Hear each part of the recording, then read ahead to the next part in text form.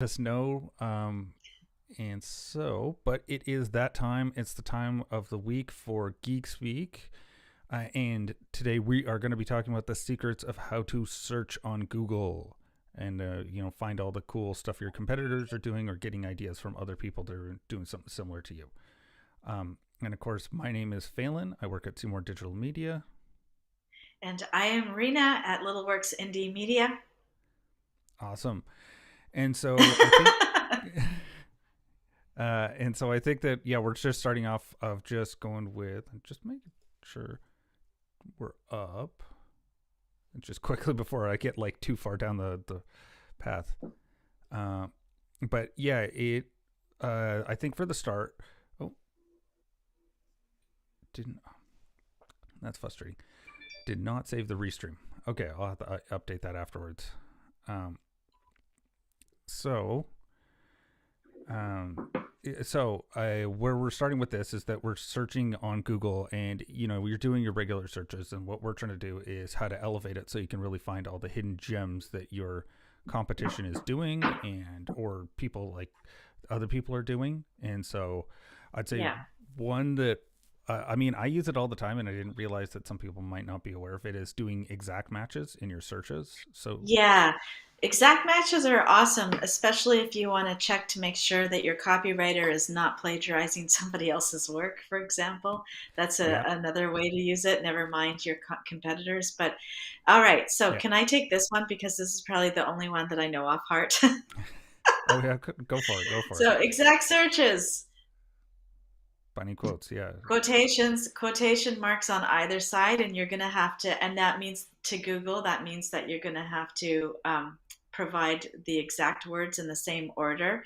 Google's not going mm-hmm. to give you any alternative options, or Yeah, they're not going to give you any results that doesn't have both of the words if you're using two parts to your search. Yeah. yeah, exactly.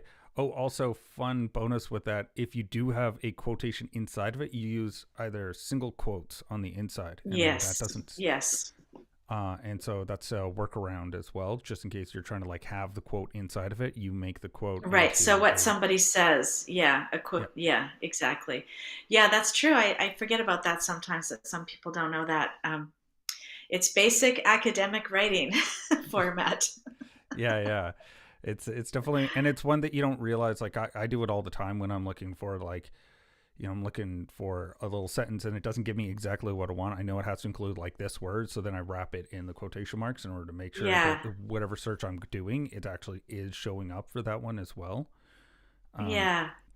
Yeah. and then, Yeah. uh, Or else you can get down the wrong rabbit hole and you can't find what you're looking for. So this helps. So actually starting out with a narrow search is one of the best things you can do because then you get to what you're looking for. And then if you don't find what you're looking for, if you do a really narrow search, then often what happens is you might get four results and that might mhm. not be enough for what you're looking for. So then you can add words within that bunny quote or take the bunny. I've never heard them called bunny quotes before, but I like that. It's it Um, yeah, it's a you can British take one that them I just off. recently heard. Yeah, Yeah. Oh, yeah, British. Okay, cool.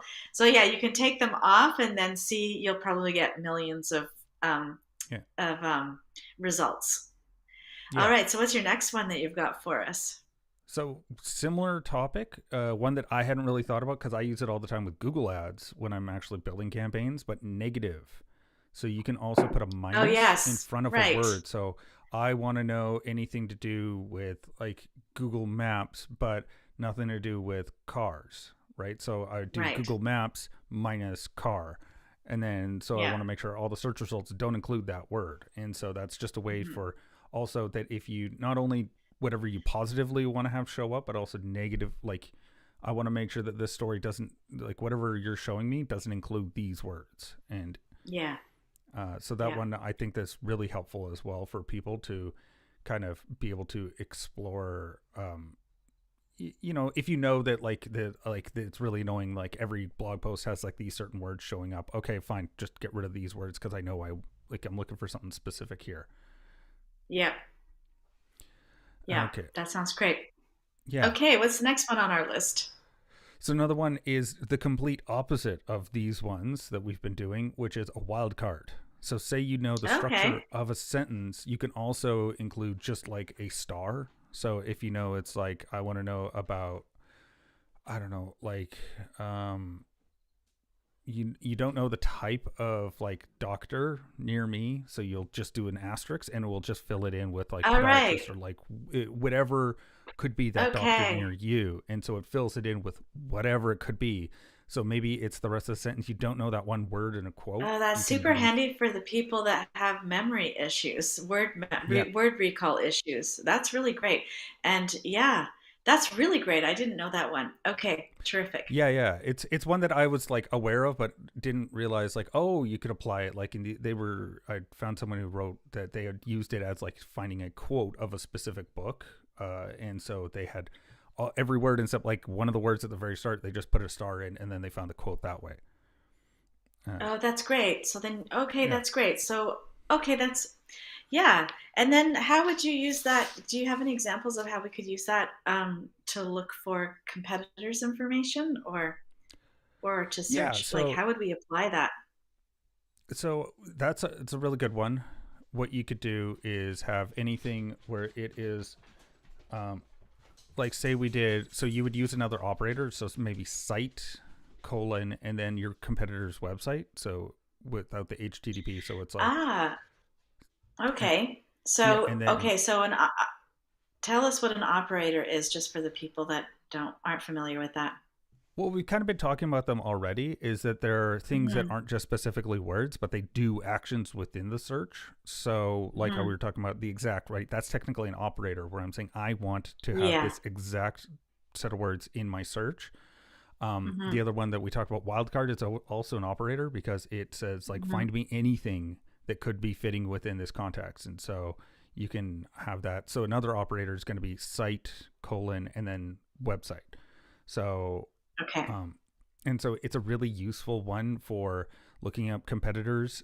Also checking that your own websites, all the pages you think should be showing up, right? If you put in your own website and you know you have 100 pages that are public and 90 show up, well then you can figure out, okay, of those 90, which ones aren't showing up and why. Then you can start to figure out like um, if there might be an issue with your website with the coverage as Oh, well. I see.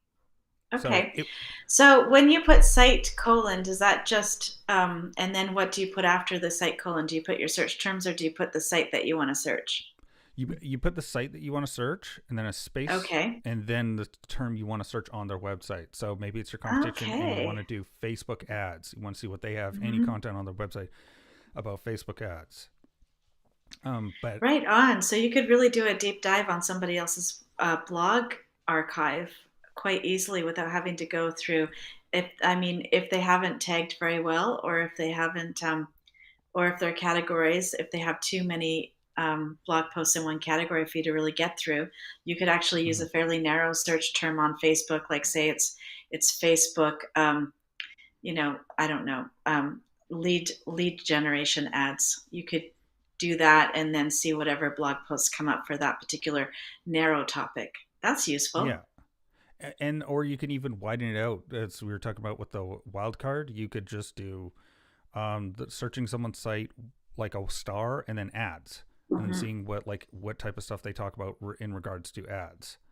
And so it gives it a very wide berth that maybe they have a lot of topics or maybe you have too few topics on like a certain aspect of ads, and so that's a way that Right. we can uh, work around that as well. Okay. What's the next one?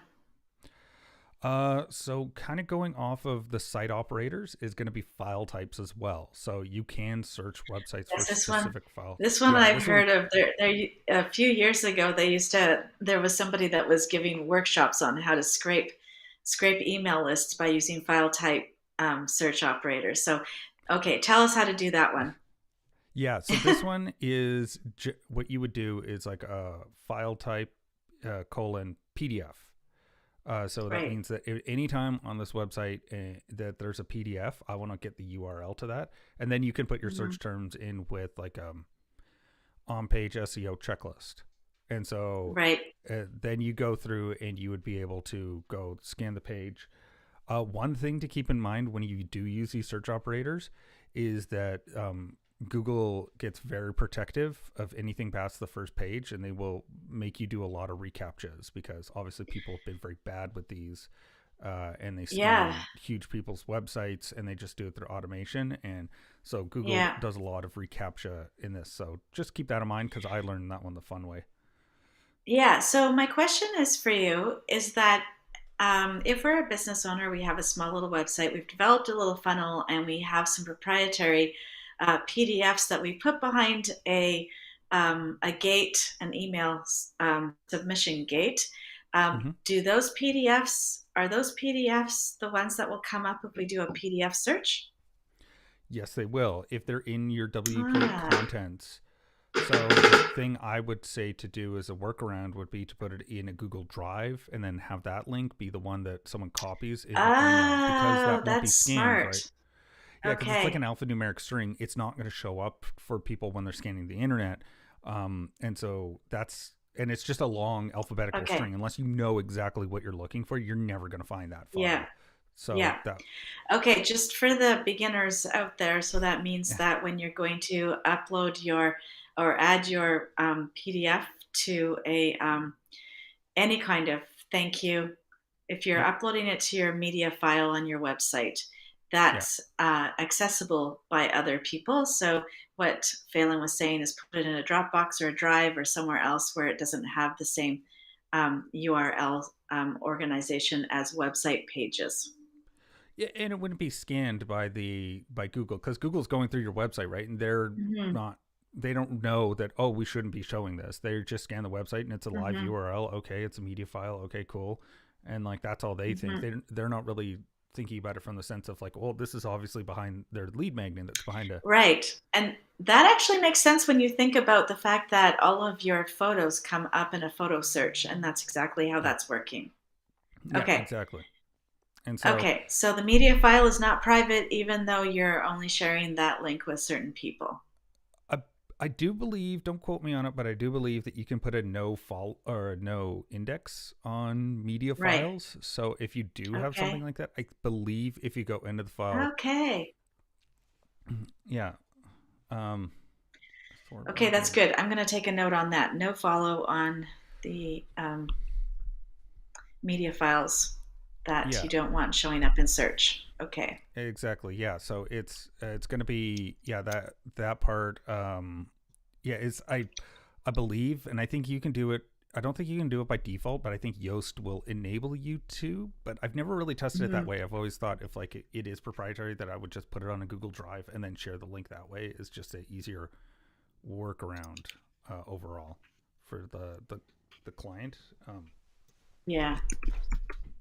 Because Okay. I can't Note guarantee that taken. like Yoast is going to be that's I've never tested it. I know for pages it does work, but Yeah. I just don't know for media files or any sort of Hmm. PDFs that it hasn't worked. Hmm. Well, I'm going to test that immediately Yeah, after this yeah, yeah, call yeah, yeah. It's because I mean we've it's a got cool. downloads, Yeah, white exactly. papers, and that's probably how you end up getting a lot of traffic to your downloadables that you're not expecting because you're not running any ads to it anymore. So that could be Yeah, part of it. Okay, yeah, because it's indexed. All right, good to know. yeah. So it's definitely one we have a couple clients that PDFs on their website are ranking higher, way higher than they should, and so it's Oh definitely no. one to kind of keep in mind. Look at Search Console; it'll tell you like Hmm. the whole URL in Search Console, and then it's .pdf. Hmm.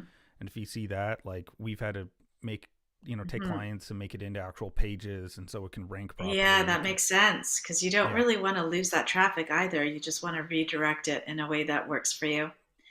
So, exactly. knowledge is what the point is of this conversation. It's like this is Yeah, how you get better information so that you can actually take data, turn it into useful information, and then make decisions on how you're organizing your website and your traffic, right?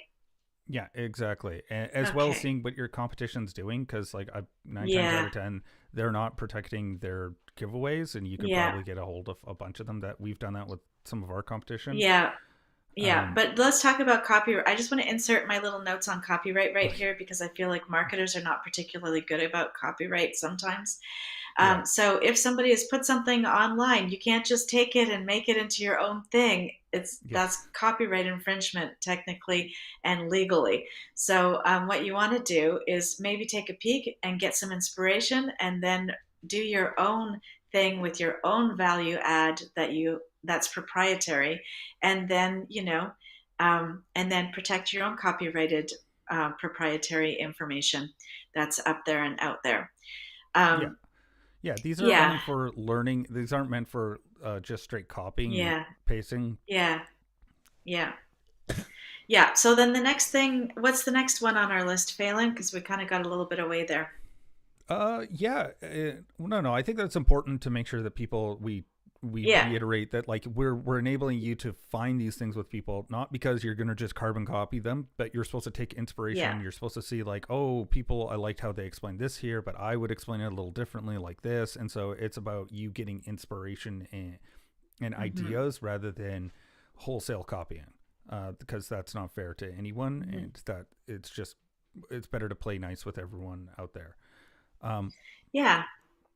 so the other one that's interesting that I'd found is uh, s- similar to. I got to find the exact name of it again. Um, it was. It's like similar to. So their example that they had was that you can find related. That's what it is. So related colon and then the name of a Okay. website. So it's a good way to do competition searches. So related to my website, and then you can kind of see who Google thinks is similar to you already. Um, and so And do you think can you make that location based? that's a good question. We're gonna get into the location stuff because you need a Okay. specific Okay. kind of search. It's a good question. Generally, this is just doing kind of high level websites. Like I'm not hmm gonna say that this is gonna be like the greatest way to search. It was just sort of interesting one that showed up Yeah. when I was doing some research. Um, you you can also another interesting one is that you can also do time stamping. So you can do so say Google Ads tutorial after 2023. So I hmm don't want to see anything unless it's been the posting date or the update is from 2023 on. Great. That's perfect. So Yeah. really good one of Yeah, just because I could imagine using this, for example, if I was in a particular industry, I wanted to revamp my website, I might want to go and look at what my competition is doing because I haven't looked in a few years or a few months, whatever it ends up being. And yeah you could actually find your competition, but you wouldn't want to look. I had somebody come to me not that long ago with a website that they wanted to emulate in their redesign. And it was from like 2004 and it just screamed 2004. And so we don't really want that. And as I've said in other lives, we don't really also want to be able to date ourselves that way. We want to have sort of a site that's going to bring us through many years rather yeah than look like it was hot in 2023 and then it's just like design moves on in 2024, like some yeah certain exactly colorways.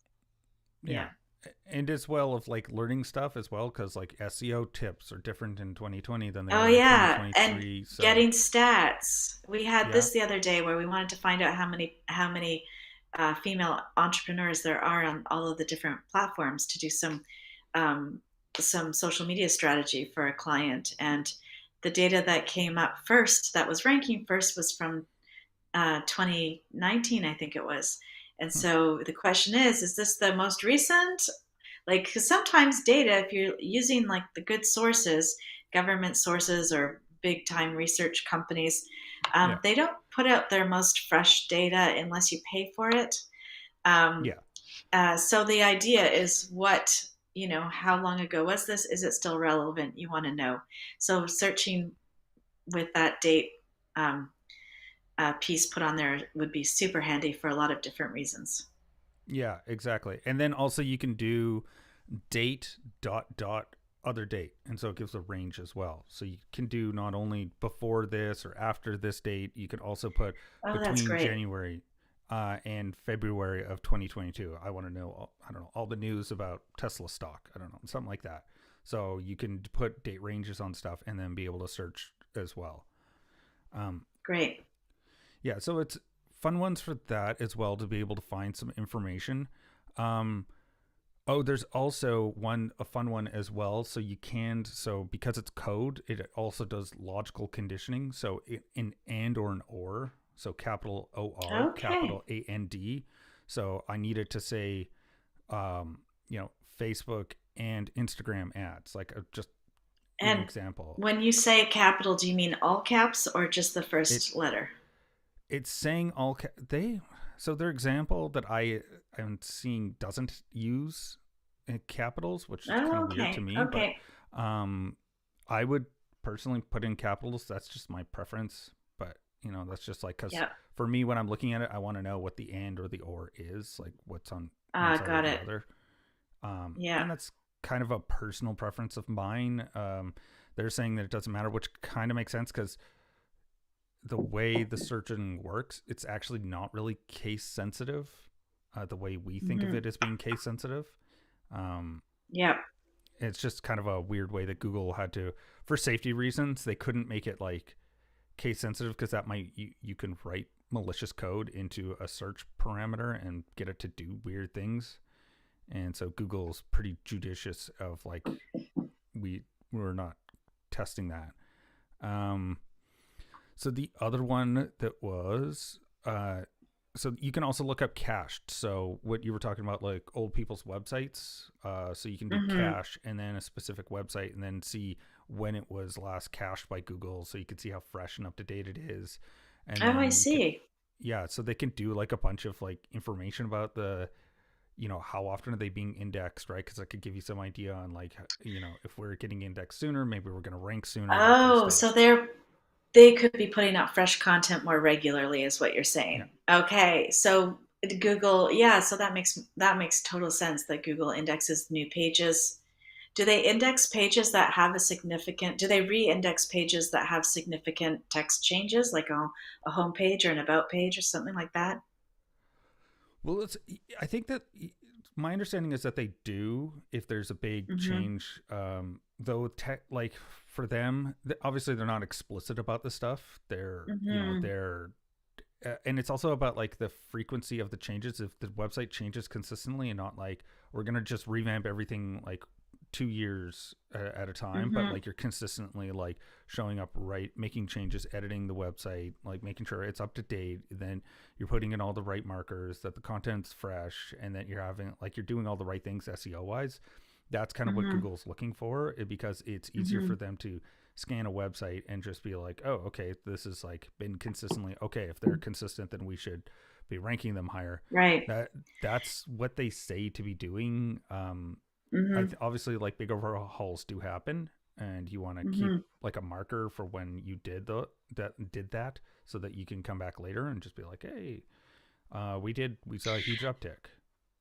Isn't it recommended to resubmit your sitemap for indexing when you do massive changes on your website?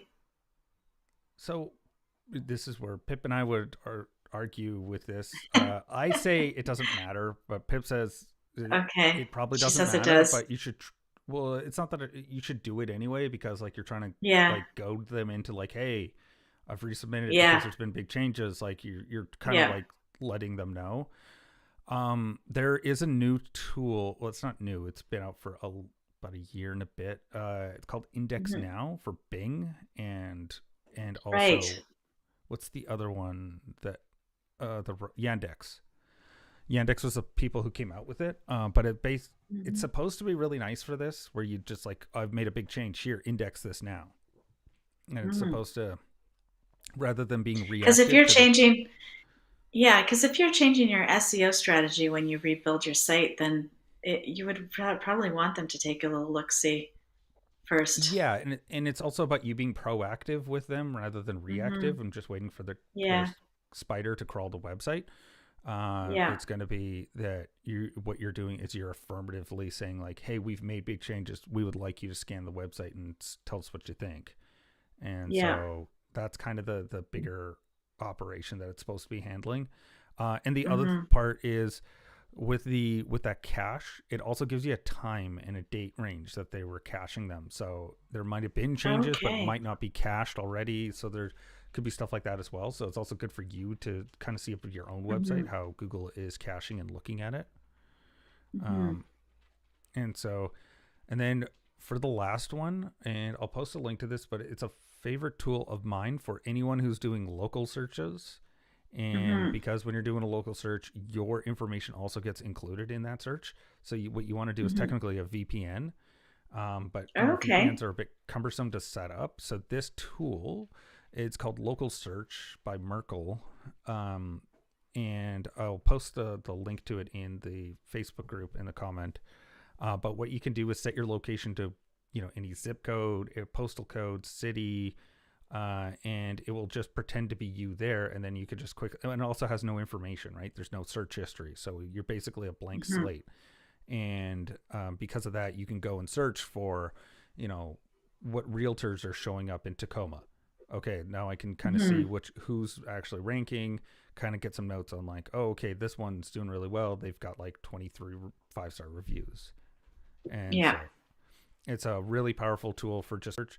Uh, it caps out because Google gets suspicious if you're making too many requests that there's like this anonymous Mm-hmm. browser, and so they'll make you do um, a reCAPTCHA, but it won't load. Mm-hmm. You have to just basically close the window, open up a new one Right. again, and just Right. start Right. again. Okay. So if you are a local business, um, Yep.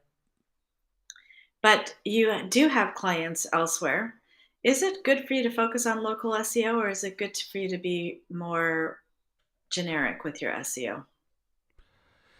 That's a really good question because we have that with one of our clients who does events, right? Big corporate events all Mm-hmm. around North America and the UK. And so for them, local SEO is less important. So we focus on blog Mm-hmm. posts and their service pages that are optimized because when people do search for them, we want them to show up at that time when they're looking for someone to help with their next corporate event with making like experiential marketing and making the event Mm-hmm. really good.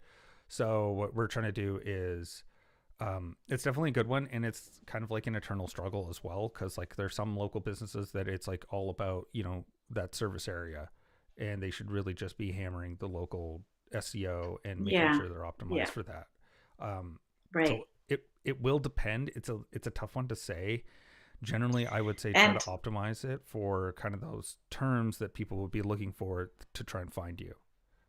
okay. And then my question is, what about if those terms will be both? So, for example, there's one client that I have that has an e-commerce site that we want to get pushing, and they also have a brick and mortar store. So, in that Yeah. case, can we use both strategies, or does that Yeah. confuse things? We can do both Yeah. at the Yeah. same time. It There's doesn't. You don't have to pick. Yeah, no, you don't have to pick, other than just the amount of Great. hours you have to allot to actually doing it. Mm-hmm. Um, Yeah. yeah, it's the biggest one. Like you can do both and just have the brick and mortar.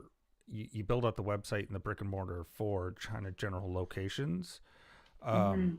and then the actual brick and mortar location using Google Business Profile. That would be where you build that Mm-hmm. up, and then because you should also be auditing like categories that your competition is showing up for. Mm-hmm.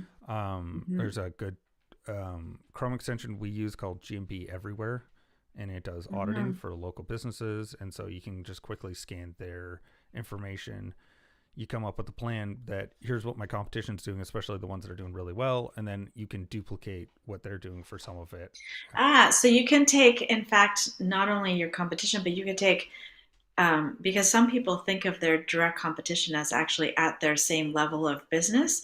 When Mm-hmm. I talk to them, that's always kind of, I always ask them, who do you think of as your biggest competition, and who do you want to grow up to be?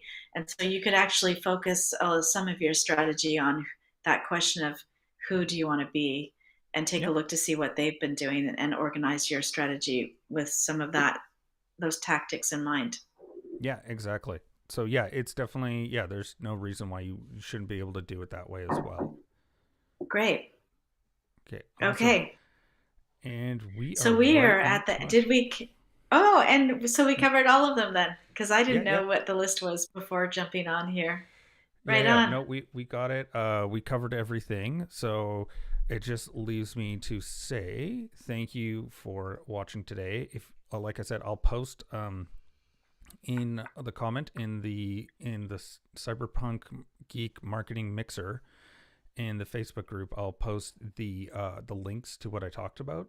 So additional Great. information for you guys, as well as some visual cues and that tool that I just talked about with the local search. Definitely super fun to play around with and experiment with because they're just good free tools to kind of learn about your competition. And so with Terrific. that, And it next leaves. week we have website and holiday sales strategies. It's time to Yeah, start thinking about your holiday sales now. If you haven't already done that, then yeah, this is the moment. And that's going to be so you can join me and Greg next week at 11 a.m. We are live in the Cyberpunk Geek Marketing Mixer Facebook group. But wherever you're seeing us right now, you can always come back to there because we do stream multi-channel and the yeah. replays are always there. So thanks for joining. See you next week. Bye.